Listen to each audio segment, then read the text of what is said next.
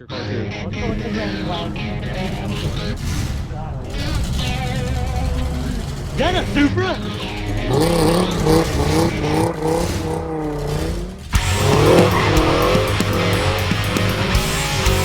Who did it? Come on! Good one!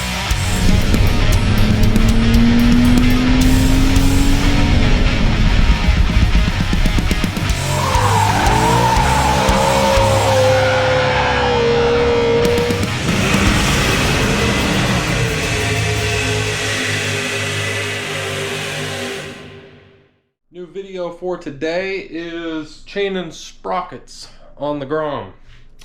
So I've been riding this thing a lot. I've probably put, I don't know, 2,000 miles on it in the past 8 months, something like that. I already need a new rear tire. Just put this one on like a year ago. But the chain, the chain that's on it came with my swing arm extension, which I think I might have figured out a way to get the extension to be less extended. I might be using some dry ice from Harps and a torch to both heat the swing arm and shrink the aluminum inserts to get them to go further in so I don't beat the wooden blocks apart. But anyway, what we're doing is swapping the chain and sprockets. So I've gone to SprocketCenter.com and I got a sprocket and chain package. So it's their super light sprockets, and I did do an O-ring chain. I don't care that people say that they rob horsepower nonsense. I don't have time to have one chain soaking in oil and swap them out when they're getting a little dry.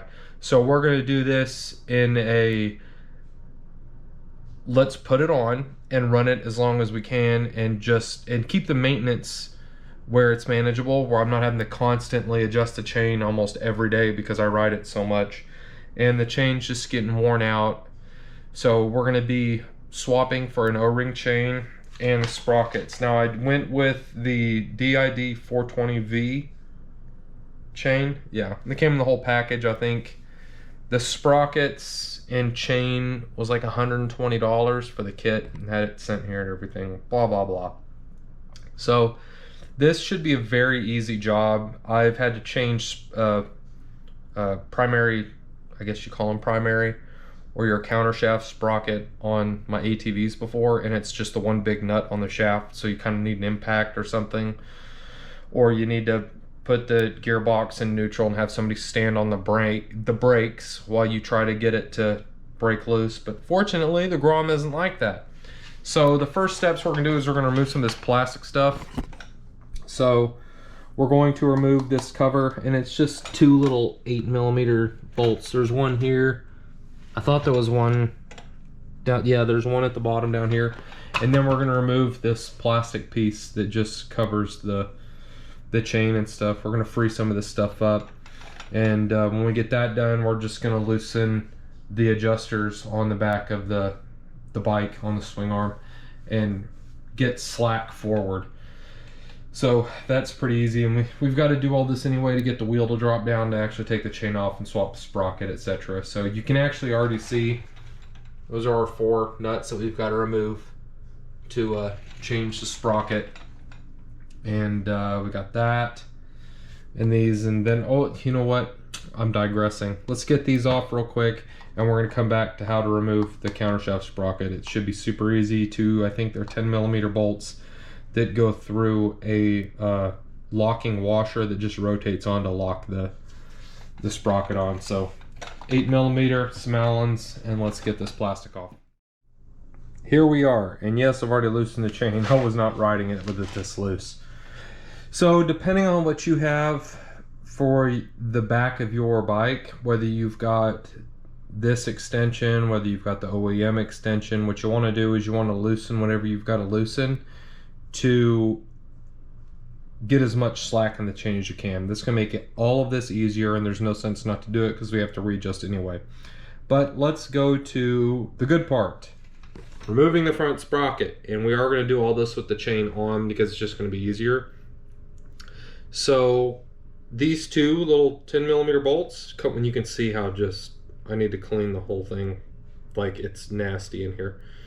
So we're gonna take these two 10mm bolts. Actually, you know what? Here, let's do this. Oh Lord. I don't know how much this is gonna help, but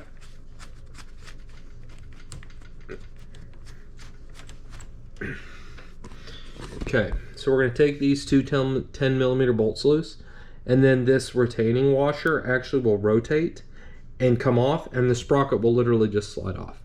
It's that easy. So let's take these two bolts loose, and we're also going to take loose the, those are actually 14mm bolts by the looks of it. These four, we're just going to break them loose while the wheel's still on it, so it's the wheel's being held still. And so 2 10mm bolts, 4 14mm bolts. Let's get this stuff loose, then we'll pull the chain. So for me to loosen these, what I did was I literally put my socket in, hold on, so this is as accurate as possible, my socket in here, and because it's going to want to turn, I just let the socket bind on the swing arm like that. That's how I did that, and I'm going to put it back on the same way. And when I did the front, I just put it in gear, and it had enough compression. Mine does. I don't know what mod you're running. I have the 170 big bore kit, but you can always leave it in neutral. If it doesn't have enough compression to break these loose, then you're going to be putting too much strain on the gearbox. So you can just have somebody step on the back brake and leave the chain attached to break these loose. But to remove the sprocket, it's this easy. See how that's keyed? And now the sprocket will just slide right off. Super easy. See, that's done. So we've got that. Look at that. That just doesn't... Interesting. Okay. So the rest of this is going to be removing the master link, which has conveniently showed up right here. I just noticed. So I'm going to set the camera up so you can watch me remove this. Apparently this catches people sometimes on how to remove a master link. It's actually really easy if you've got some really small screwdrivers.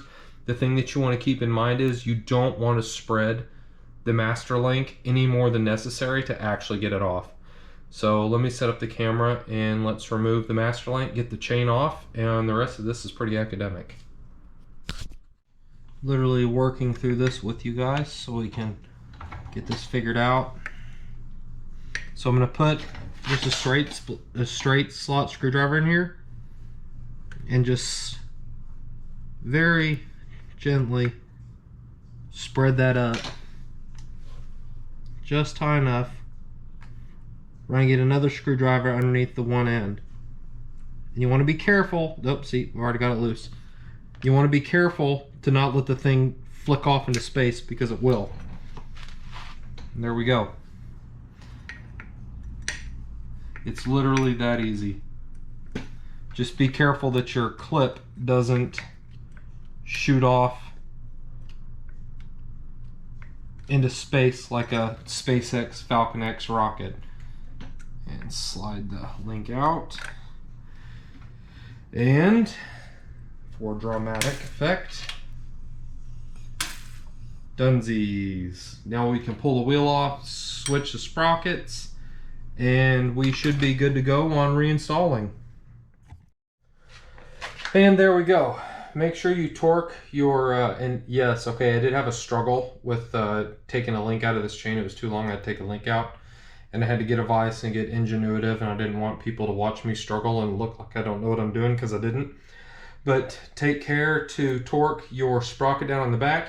And on the front, specs are online. Just Google Honda Grom crankshaft sprocket bolt torque specs, and you can get them. I would say them on camera, but I've literally already forgotten them because I was messing with the chain.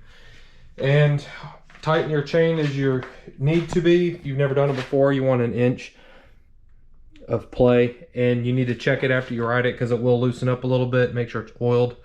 When you do install the master links, I've always had a good practice for superstition to always make the solid end go forward with the chain.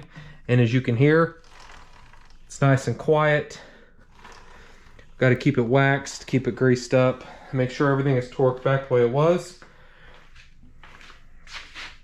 That's all there is to it. It's actually very simple, especially if you don't need to take a link out of a chain. That took me as long to take a link out of the chain as it did to do everything else, because I'm an idiot.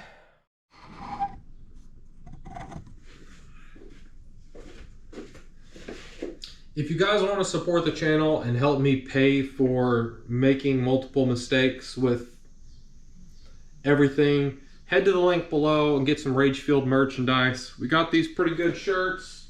They're pretty badass, and I know I'm biased, so I'm trying to be not biased about it. They're super comfy. We got black with white, we got gray with black, we got white with black, we got hoodies, we got tank tops for guys and racerback tanks for girls. We're gonna be getting hats as soon as we can. And with fall coming up, we've got sweatshirts coming in, new design. They look really good. They're nice and comfy. I've got one of everything and two of at least half of it. Everybody who's got them so far, love them. Go to the link in the description below. Go to the store. Get yourself some Rage Fueled merch. Thanks, guys. Come back to the next video. Come on, boy! Come on! Yeah!